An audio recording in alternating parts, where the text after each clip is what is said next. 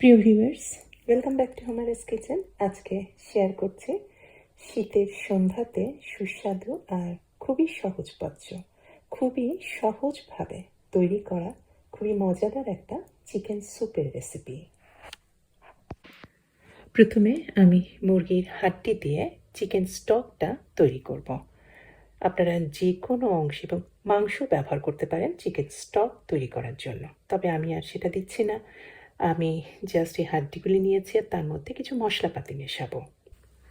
রসুন দিয়েছি 2টা কোয়া, কাটাকাটির খুব দরকার নেই। তেজপাতা দিয়েছি এটা হচ্ছে ওলকপি। ওলকপিটা কিন্তু শুরুয়া বা স্যুপ তৈরিতে খুবই ভালো লাগে। ওলকপি দিয়ে স্যুপ তৈরি করলে দেখবেন যে স্যুপে একটা আলাদা টেস্ট এসেছে।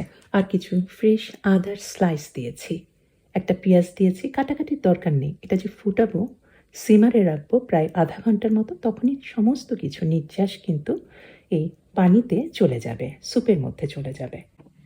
আর একটা মশলা দিলাম হলুদ গুঁড়া, সামান্য পরিমাণে দিয়েছি, রঙটা ভালো আসবে। আর হলুদ তো রোগ প্রতিরোধ ক্ষমতা বাড়াতে সাহায্য করে, অ্যান্টিবায়োটিকের কাজ করে।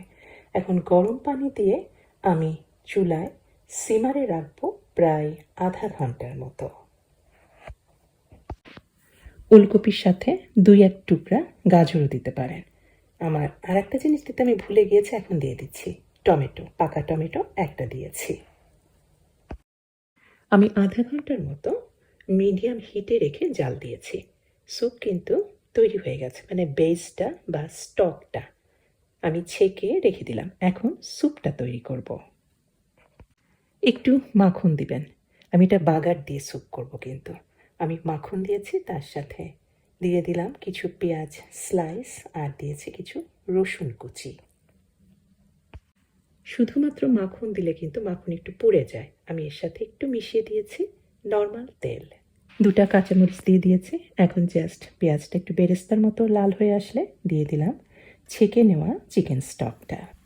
আর দিয়ে দিচ্ছি আমি কিছু ছোট ছোট করে কেটে নিয়েছি চিকেন ব্রেস্ট, কারণ আমি স্টকটাতে তো কোনো মাংস দিইনি, হাড্ডি দিয়েই তৈরি করেছি।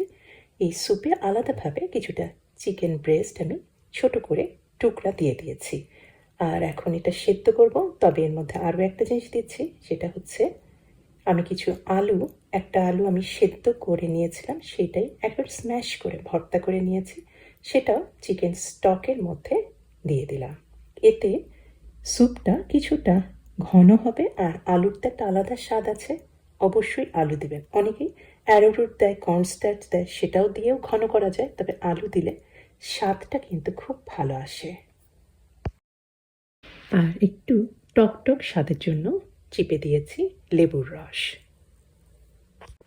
এই চিকেন স্যুপটা একেবারে একটা কমপ্লিট ফুড, এই কারণে আমি দিয়েছি কিছু পাস্তা, খুবই ছোট সাইজের পাস্তা। আপনারা নুডলসও দিতে পারেন, আবার যে কোনো ধরনের সাইজের পাস্তাও দিতে পারেন। এই স্যুপটা সিজনিং করার জন্য আমি কিন্তু কোনো ধরনের সসই ব্যবহার করব না, আমি এখানে শুধুমাত্র লবণ দিয়েছি। এটাতেই দেখবেন যে স্যুপের স্বাদ হবে একেবারে সেরা স্বাদের।